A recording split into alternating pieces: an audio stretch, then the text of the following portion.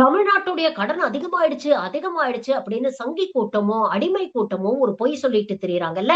தமிழ்நாட்டுடைய கடனை பற்றி இதை விட எளிய முறையில் யாராலயும் தெளிவா சொல்ல முடியாது.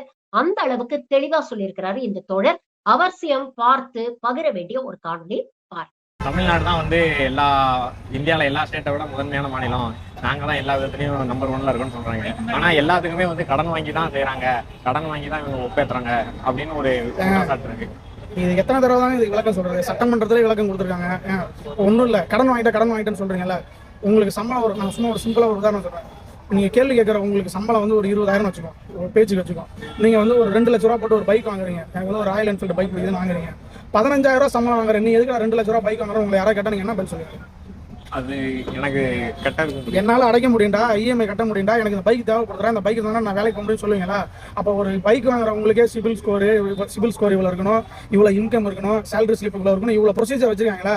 அந்த மாதிரி ஒரு மாநில அரசு கடன் வாங்குறதுக்கும் ஒன்றிய அரசு நிதி அமைச்சகமும் ஒரு குறிப்பிட்ட அளவு வச்சிருக்கு. ஒரு மாநிலத்தோட ஜிடிபினா நான் கிராஸ் டொமஸ்டிக் ப்ராஜெக்ட், அதாவது இந்த மாநிலத்தோட உள்நாட்டு உற்பத்தி எவ்வளோ, இங்கேருந்து ஏற்றுமதி செய்கிறது எவ்வளோ, இறக்குமதி செய்கிறது எவ்வளோ, தனிநபர் வருமானம் எவ்வளோ, இப்படி எல்லா ஸ்கேலையும் அளவு எடுத்து இத்தனை பர்சன்ட்டுக்குள்ள நீங்கள் கடன் வாங்கிக்கலாம் அப்படின்னு ஒரு அளவை சென்ட்ரல் கவர்மெண்ட் வச்சிருக்கு. அந்த அளவு எவ்வளோனா 27%.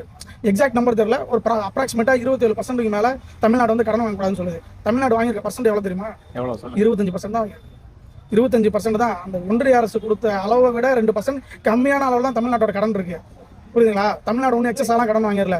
நம்மளால அடைக்க முடியும். ஒரு 15,000 சம்பளம் வாங்குறோம், 2 வீலர் வாங்கினா எப்படி இஎம்ஐ அடைக்க முடியும் நம்பிக்கை வாங்குறானோ, அதே மாதிரி தமிழ்நாடோட உற்பத்திக்கு, தமிழ்நாடோட ஜிடிபிக்கு இந்த கடனை அடைக்க முடியும். இங்க இருக்கிற இன்ஃப்ராஸ்ட்ரக்சரும் இங்க இருக்க வளர்ச்சி அப்படி இருக்குன்றனால தான் இவ்வளவு கடன் வாங்க முடியுது. இல்லைன்னா நீங்க நினைச்ச மாதிரிலாம் போய் கடன் வாங்கிட முடியாது. ஒரு மாநில அரசு போது ஒன்றிய அரசோட அனுமதியோட தான் கடன் வாங்க முடியும். இப்ப நாங்க வாங்கின கடனுக்காவது எங்கள்கிட்ட ஸ்கீம் சொல்ல முடியும். நாங்க தமிழ் புதல்வன் கொடுத்தோம், புதுமை பெண் கொடுத்தோம், உரிமை தொகை கொடுத்தோம், பேருந்து பயணம் கொடுத்தோம், பஸ் ஸ்டாண்டு எல்லா மாவட்டத்திலையும் பஸ் ஸ்டாண்டு கட்டியிருக்கோம், மருத்துவமனை கட்டியிருக்கோம், இன்ஃப்ராஸ்ட்ரக்சர் டெவலப் பண்ணியிருக்கோம், படிப்புக்கு இவ்வளவு செலவு பண்ணியிருக்கோம், இவ்வளவு நிதி ஒதுக்கிறோம் எங்களால் சொல்ல முடியும். மோடி என்ன சொல்றாரு? கார்பரேட் கடனை தாங்க தள்ளுபடி பண்ணாரு. விஜய் மலை எப்படிங்க ஓடி பண்ணார் நாட்டை விட்டு? மெகுல் சோக்சி எப்படிங்க ஓடி பண்ணார் நாட்டை விட்டு? மோடி வாங்கி அதானி எல்ஐசியோட பணத்தை கொண்டு போய் அதானி குழுமத்தில் எதுக்கு போட்டாரு மோடி? ஆர்பிஐல இந்த 1 லட்சம் கோடி ரூபாய் பணத்தை பேரிடர் நிதி எதுக்கு எடுத்தாரு மோடி? இவ்வளவு தகுதி திட்டம் பண்ணி தான் இந்தியாவோட கடன் 150 லட்சம் கோடியாக உயர்ந்திருக்கு. தமிழ்நாட்டில் அப்படி எந்த மால் பிராக்டிஸும் நடக்கல.